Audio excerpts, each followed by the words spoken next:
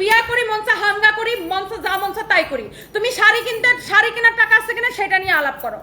বেয়াদব কোনানকার। দাও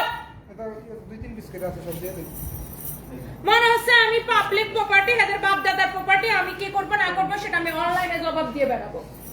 আমার যা মনসা আমি তা করবো। আর যারা যারা বলবে তুমি নাকি বিয়ে করেছো, হ্যাঁ তোমার আব্বাকে বিয়ে করেছে, তোমার আব্বা তোমার আম্মাকে ছেড়ে আমাকে বিয়ে করেছে, বিবাহ করেছে। ওকে,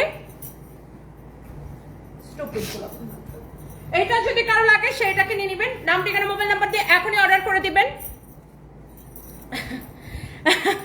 এই শাড়িটা দেখেন ইয়েলো কালারের, ওয়াও। এইটা যদি কারো লাগে সে এটাকে নিয়ে নিবেন।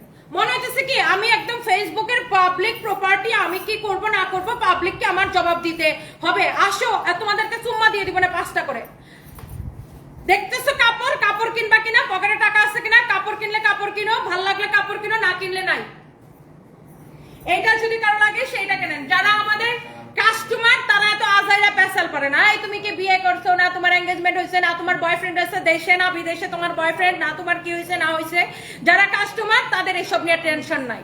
তাদের টেনশন হয়েছে যে কাপড়টা দেখাচ্ছি সে কাপড়টা সুন্দর কিনা, কাপড়ের দাম ঠিক আছে কিনা, কাপড়টা কিভাবে কিনবে, কাপড়ের প্রাইস কত, কাপড়ের কোয়ালিটি কেমন। কাস্টমারদের টেনশন হচ্ছে এগুলা নিয়ে।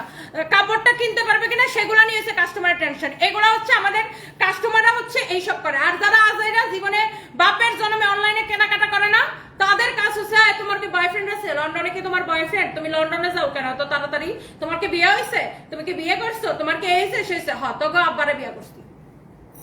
আমার আবার বুড়া বেটা ছাড়া ভালো লাগে না, তোদের বাপদেরকে ধরে ধরে বিয়ে করছি। যা।